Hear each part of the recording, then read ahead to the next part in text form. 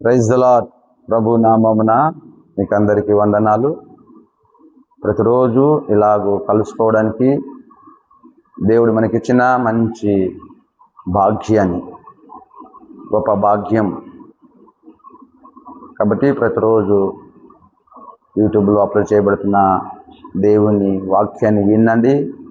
దేవుని ఆశీర్వాదాలు, దేవుని కృపను పొందుకోవాల్సిందిగా ప్రభు పేరిట మనవి చేస్తున్నాను. ఈ సమయంలో కొద్ది నిమిషాలుగా దేవుని మాటలు మనం విందాం. అపోస్తుడైన పౌలు తన పరిచర్యలో, తన సేవా జీవితంలో,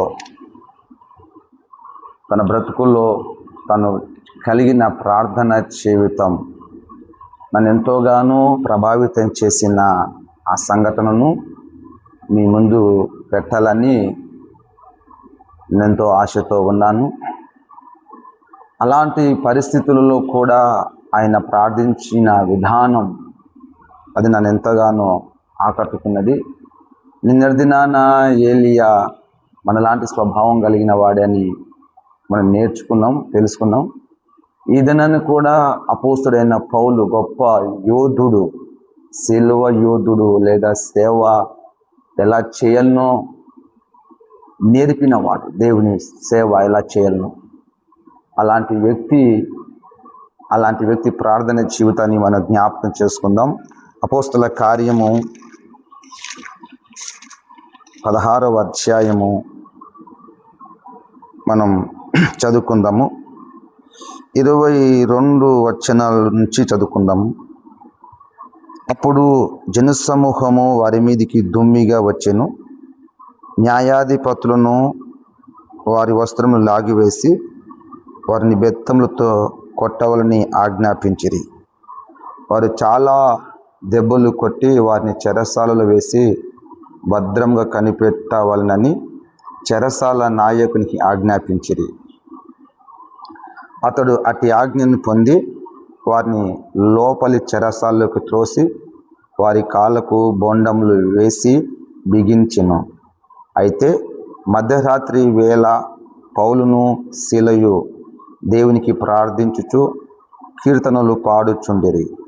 ఖైదీలు వినుచుండిరి.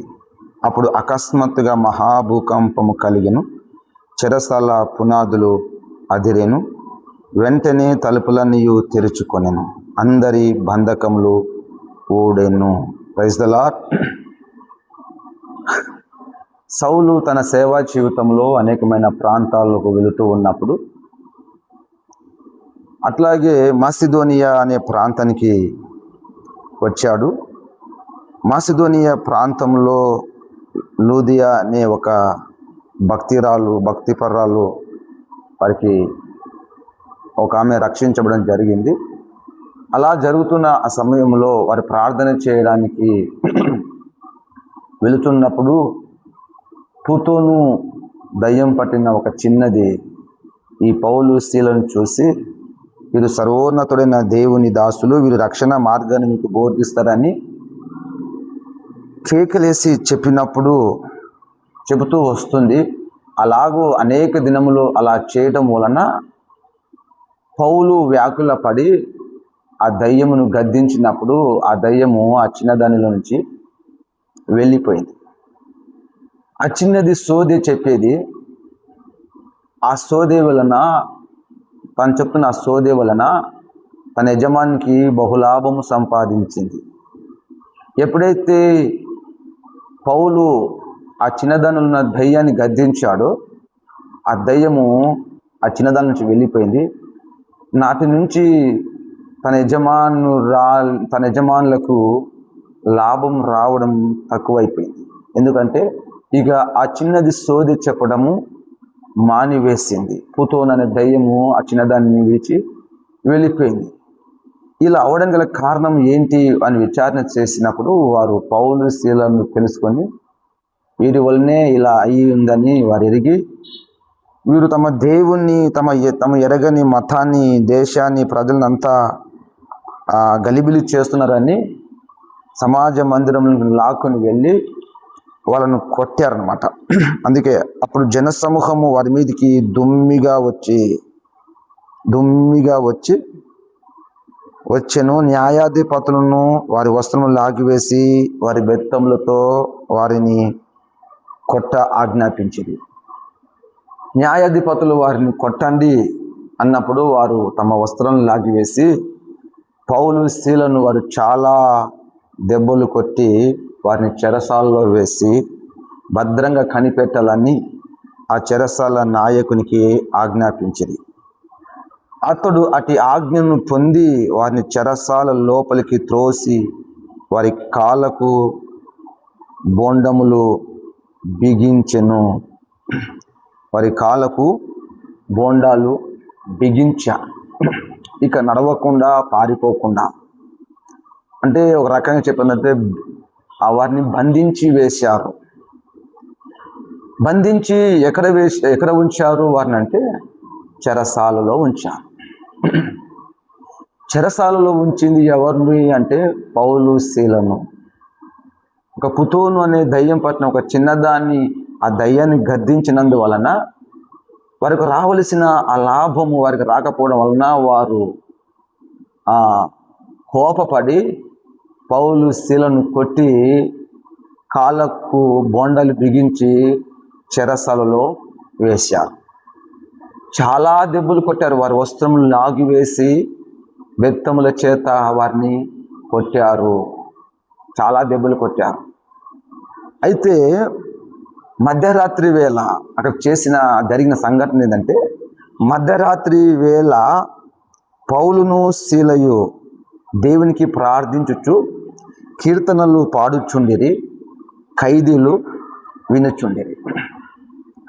అన్ని దెబ్బలు తిన్నారు కదా, వారి శరీరం అంతా గుల్లగా అయిపోయింది కదా, వారి బెత్తములతో కొట్టారు కదా, శరీరం అంతా గాయాలు అయ్యేవి కదా.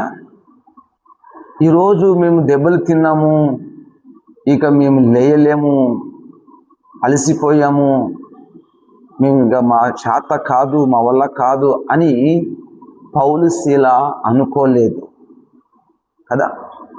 మనకి ఏదైనా బలహీనత ఏర్పడితే కదా, మనం ప్రార్థన చేయడం చాలా కష్టం కదా. కానీ పౌలు గారిని కొట్టినప్పటికీ, శరీరం అంతా ఏమాత్రం సహకరించినప్పటికీ కదా, ఆయన మధ్యరాత్రిలో లేచాడండి. మధ్యరాత్రిలో 1 గంటకు లేచాడు, మరి 2 గంటలకు లేచాడు, 3 గంటలకు లేచాడు తెలియదు, కానీ అలసిపోయి అలాగ నిద్రపోలా. మధ్యరాత్రి లేచి ప్రార్థన చేస్తున్నారు. ఇద్దరు కీర్తనలు పాడుతున్నారు. ప్రార్థన చేయడమే ఎక్కువ అంటే వారు కీర్తనలు పాడుతున్నారు. ఖైదీలందరూ వింటున్నారు. వారు పాటలు పాడుతున్నది, కీర్తనలు పాడుతున్నది, ప్రార్థన చేస్తున్నది. ఆ చెరసాల్లో ఉన్న ఖైదీలందరూ కూడా వింటున్నారు. వీరు ఏ నేరం చేయనప్పటికీ చెరసాల్లోకి వెళ్ళారు. పైగా దెబ్బలు తిన్నారు, పైగా అలసిపోయిన స్థితిలో ఉన్నారు, బలహీనపరచబడ్డారు, చాలా బలహీనతలోకి వెళ్ళిపోయారు. కానీ ఆ బలహీనతల వైపు చూడకుండా వారు మధ్యరాత్రి లేచి ప్రార్థన చేయడము, ప్రభువును స్తుతించడము జరిగింది. వారు ప్రార్థన చేస్తున్నప్పుడు ఖైదీలందరూ వింటున్నారు. అప్పుడు అకస్మాత్తుగా మహాభూకంపం కలిగింది. అప్పుడు చెరసాల పునాదులు అదిరెను. వెంటనే తలుపులన్నీ తెరుచుకొనెను, అందరి బంధకములు ఓడెను. మేము అలసిపోయాము కదా అని పండుకొని ఉంటే వారు బంధకాల్లోనే ఉండేవారు, వారు ఆ శ్రమల్లోనే ఉండేవారు, వారు ఆ చెరసాల్లోనే ఉండేవారు. ఈ రోజుల్లో చాలామంది అలసిపోయి ఇంటికి వస్తున్నారు, బలహీనతలుగా ఉంటున్నారు, బలహీన పడిపోతున్నారు, బలహీనులమని ప్రార్థన చేసుకోలేకపోతున్నారు. అందుకే మన నిన్న దినాన ఏలియా మనలాంటి స్వభావం కలిగిన వాడే, కానీ ఆసక్తితో ప్రార్థన చేశాడు. ఇంచుమించు పౌలు కూడా ఈ మాట వర్తిస్తుంది. ఇలాంటి పరిస్థితుల్లో ప్రార్థన చేయడము అసాధ్యము, ఇలాంటి పరిస్థితుల్లో ప్రభు సన్నిధిలో కీర్తనలు పాడడము అసాధ్యం. కానీ ఆయన మధ్యరాత్రి లేచాడండి. మధ్యరాత్రి లేచి ప్రార్థన చేస్తే అందరు వింటున్నారు, కీర్తనలు పాడితే అందరు వింటున్నారు. కానీ అకస్మాత్తుగా మహాభూకంపం కలిగింది. చెరసాల పునాదులు అదిరావి, అందరి బంధకాలన్నీ ఊడిపోయాయి. ఎలా సాధ్యమైంది ఇది? ఎలా బంధకాలు ఊడిపోగలిగినవి? చెరసాల పునాదులు ఎలా అదిరావి అంటే ప్రార్థన వలన, ప్రార్థించటం వలన.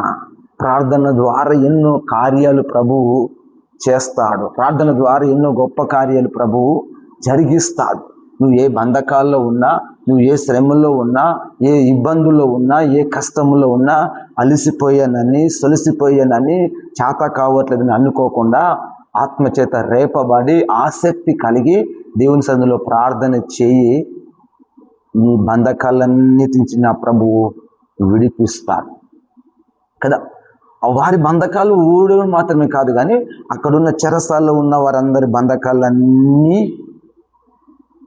ఊడిపోయాయి, తలుపులన్నీ తెరుచుకున్నాయి. అంటే అందరికి విడుదల కలిగింది. అనేకులు బంధకాల్లో ఉన్నారు, అనేకులు శ్రమలో ఉన్నారు. సాతానుగాడు, దుష్టుడు అనేకులను బంధించి ఉన్నారు. దేవుని బిడ్డలముగా మనం కూడా అనేకమైన శ్రమల్లో, ఇబ్బందులు ఉన్నాం.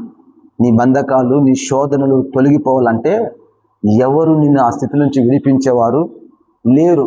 ఏ నాయకుడు, ఏ న్యాయాధిపతి, ఏ రాజు ఎవరు నిన్ను విడిపించడు. కానీ నీ ప్రార్థన జీవితమే, నువ్వు ప్రార్థించటం ద్వారానే, ప్రభును స్తుతించటం ద్వారానే ఇలాంటి కార్యాలు చేయగలడు మన ప్రభువు. పౌలు స్తుతించినట్లుగా, పౌలు ప్రార్థించినట్లుగా నేను ప్రార్థన చేస్తే దేవుడు మన బంధకాలను కూడా తెంపివేస్తాడు.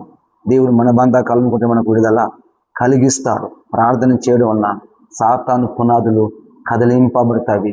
ప్రార్థన చేయడం వలన సంఖ్యలు తెంపబడతాయి, బంధకాలు తెంపబడతాయి, మూయబడిన ద్వారములు తెరవబడతాయి.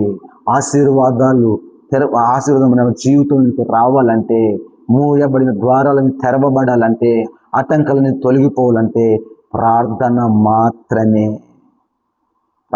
మాత్రమే. అలాగూ ప్రార్థన చేయి. ప్రతిరోజు ఏ పరిస్థితులను వచ్చినా ఓపిక తెచ్చుకొని ప్రార్థించు. నీ బంధకాలన్నీ ప్రభు తెంచివేస్తాను. మూయబడిన ద్వారాలన్నీ ప్రభు ఓపెన్ చేస్తాను. అలాంటి కృప దేవుడు నీకు నాకు దయచేయునుగాక. అలాంటి ప్రార్థన జీవితం ప్రభు మనకు అనుగ్రహించునుగాక. ప్రార్థన చేసుకుందాం. మహాగణుడా, గొప్ప దేవుడా యేసయ్య, నీకు వందనాలు. ఇదిగో తండ్రి, పౌలు స్త్రీలు ఎలాగ ప్రార్థించారో అలాంటి ప్రార్థన జీవితము నేను మేమందరం కలిగి ఉండటానికి ఈ వీడియో చూసిన వారికి అందరికీ అతి కృపను అనుగ్రహించమని, వారు ప్రార్థించినప్పుడు చెరసాల పునాదులు అదిరవి, తలుపులను తెరుచుకున్నవి, బంధకాలను ఊడిపోయినవి. అతి కార్యాలు మా బ్రతుకులో జరుగునట్లుగా మేము కూడా ప్రార్థించడానికి సహాయం చేయమని యేసు నామములో అడుగుతున్నాను మా పరమ తండ్రి. ఆమేన్. మంచిది. ఈ వీడియో, ఈ మెసేజ్ మీకు నచ్చినట్లయితే ఈ ఛానల్ని సబ్స్క్రైబ్ చేసుకోనండి. ప్రతిరోజు మీకు ఒక షార్ట్ మెసేజ్ వస్తుంది. వినండి, ఆశీర్వదించబడండి. ఇంకా అనేకులకు షేర్ చేయండి.